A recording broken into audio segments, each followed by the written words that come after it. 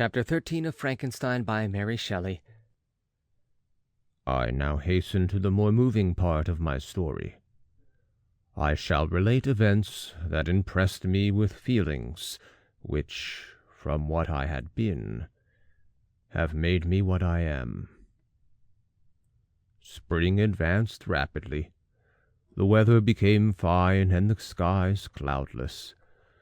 It surprised me that what before was desert and gloomy should now bloom with the most beautiful flowers and verdure.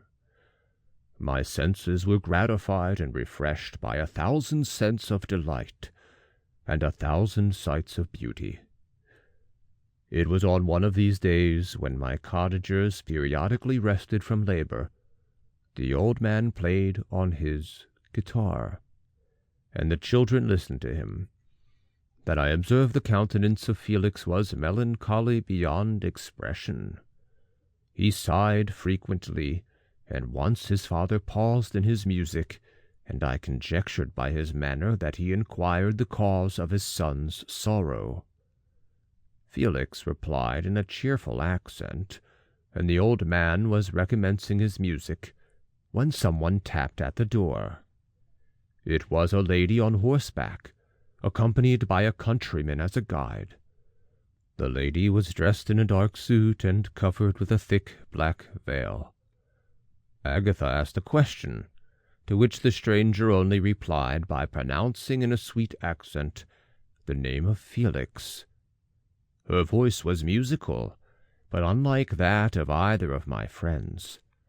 On hearing this word, Felix came up hastily to the lady, who, when she saw him, threw up her veil, and I beheld a countenance of angelic beauty and expression. Her hair, of a shining raven black and curiously braided. Her eyes were dark but gentle, although animated. Her features of a regular proportion, and her complexion wondrously fair, each cheek tinged with a lovely pink. Felix seemed ravished with delight when he saw her. Every trait of sorrow vanished from his face, and it instantly expressed a degree of ecstatic joy, of which I could hardly have believed it capable. His eyes sparkled as his cheek flushed with pleasure, and at that moment I thought him as beautiful as the stranger. She appeared affected by different feelings. Wiping a few tears from her lovely eyes, she held out her hand to Felix, who kissed it rapturously, and called her, as well as I could distinguish, his sweet Arabian. She did not appear to understand him, but smiled. He assisted her to dismount, and dismissing her guide, conducted her into the cottage. Some conversation took place between him and his father, and the young stranger knelt at the old man's feet, and would have kissed his hand, but he raised her, and embraced her affectionately. I soon perceived that although the stranger uttered articulate sounds, and appeared to have a language of her own, she was neither understood by, nor herself understood, the cottagers. They made many signs which I did not comprehend, but I saw that her presence diffused gladness through the cottage, dispelling their sorrow as the sun dissipates the morning mists. Felix seemed peculiarly happy, and with smiles of delight welcomed his Arabian. Agatha, the ever-gentle Agatha, kissed the hands of the lovely stranger, and pointing to her brother made signs which appeared to me to mean that he had been sorrowful until she came. Some hours passed thus, while they by their countenances expressed joy, the cause of which I did not comprehend. Presently I found, by the frequent recurrence of some sound which the stranger repeated after them, that she was endeavoring to learn their language. And the idea instantly occurred to me that I should make use of the same instructions to the same end. The stranger learned about 20 words at the first lesson. Most of them, indeed, were those which I had before understood, but I profited by the others. As night came on, Agatha and the Arabian retired early. When they separated, Felix kissed the hand of the stranger, and said, "Good night, sweet Safie." He sat up much longer, conversing with his father, and by the frequent repetition of her name, I conjectured that their lovely guest was the subject of their conversation. I ardently desired to understand them, and bent every faculty toward that purpose, but found it utterly impossible. The next morning, Felix went out to his work, and after the usual occupations of Agatha were finished, the Arabian sat at the feet of the old man, and taking his guitar, played some airs so entrancingly beautiful that they at once drew tears of sorrow and delight from my eyes. She sang, and her voice flowed in a rich cadence, swelling or dying away like a nightingale of the woods. When she had finished, she gave the guitar to Agatha, who at first declined it. She played a simple air, and her voice accompanied it in sweet accents. But, unlike the wondrous strains of the stranger, the old man appeared enraptured and said some words which Agatha endeavored to explain to Safie, and by which he appeared to wish to express that he bestowed on him the greatest delight by her music. The days now passed as peaceably as before, with the sole alteration that joy had taken place of sadness in the countenances of my friends. Safie was always gay and happy. She and I improved rapidly in the knowledge of language, so that in 2 months I began to comprehend most of the words uttered by my protectors. In the meanwhile, also, the black ground was covered with herbage, and the green banks interspersed with innumerable flowers, sweet to the scent and the eyes, stars of pale radiance among the moonlight woods. The sun became warmer, the nights clear and balmy, and my nocturnal rambles were an extreme pleasure to me, although they were considerably shortened by the late setting and early rising of the sun. For I never ventured abroad during daylight, fearful of meeting with the same treatment I had formerly endured in the first village which I entered.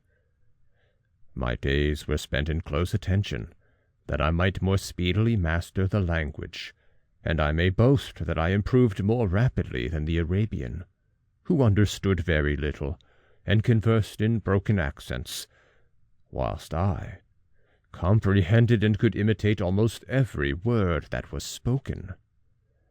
While I improved in speech, I also learned the science of letters, as it was taught to the stranger, and this opened before me a wide field for wonder and delight.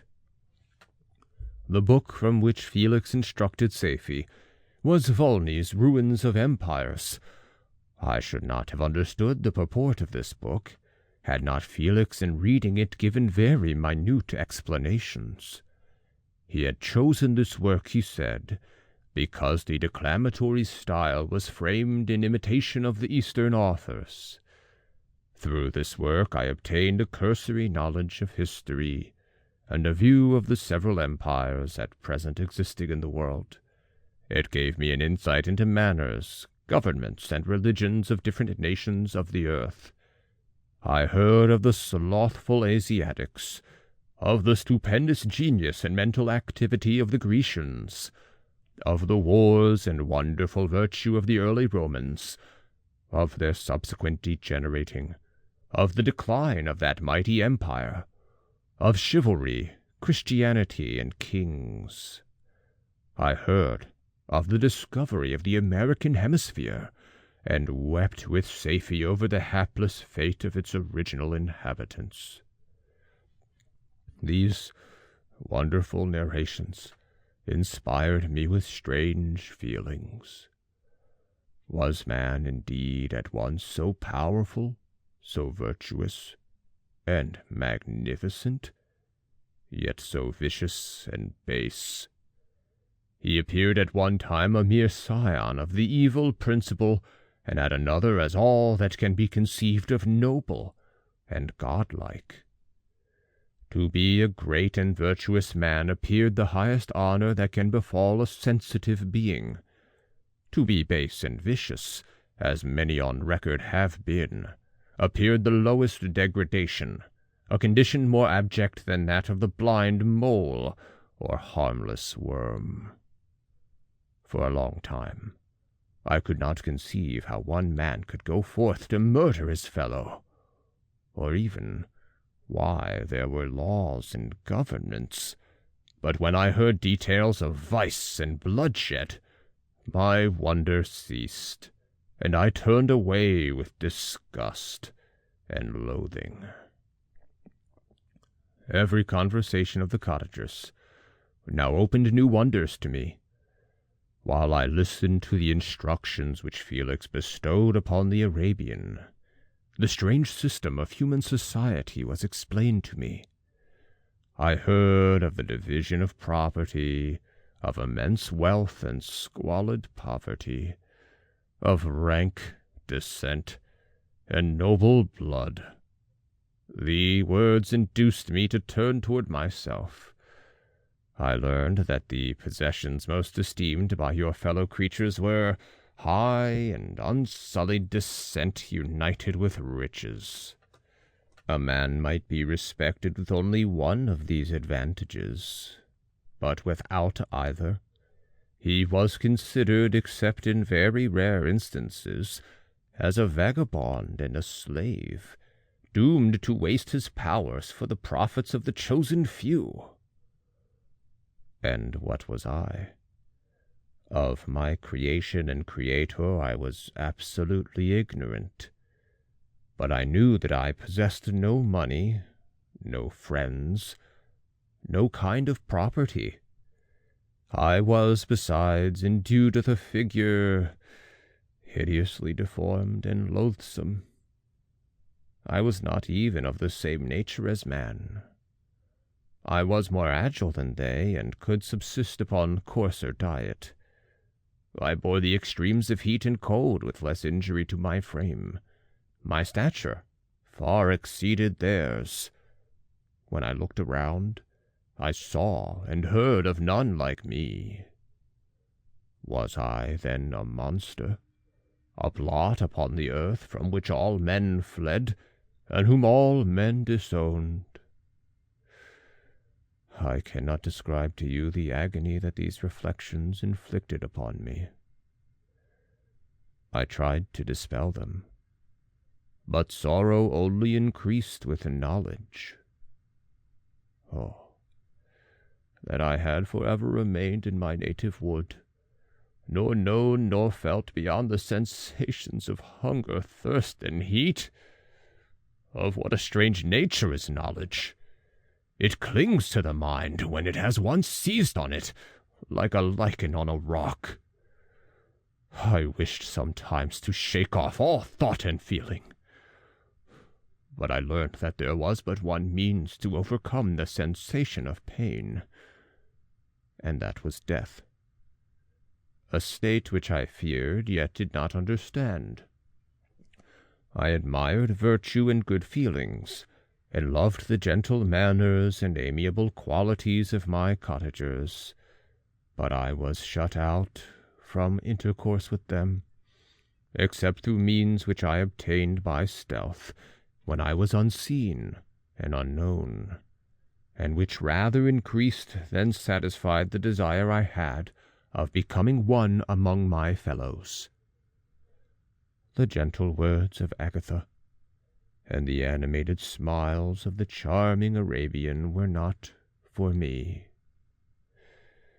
The mild exhortations of the old man and the lively conversation of the loved Felix were not for me.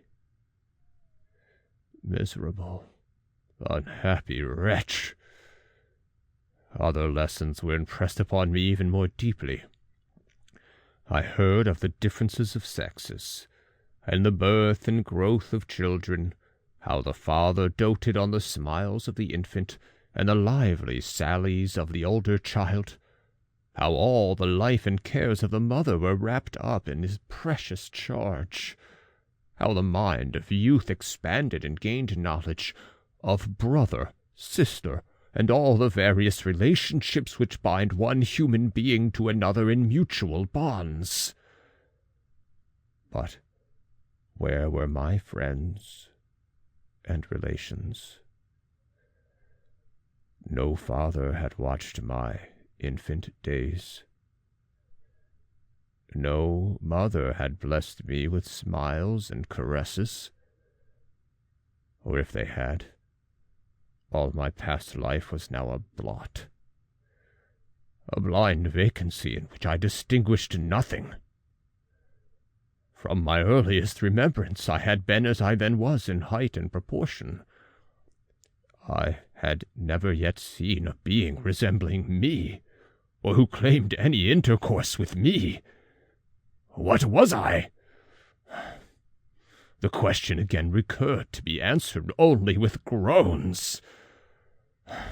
I will soon explain to what these feelings tended, but allow me now to return to the cottagers, whose story excited in me such various feelings of indignation, delight, and wonder, but which all terminated in additional love and reverence for my protectors, for so I loved in an innocent, half-painful self-deceit to call them.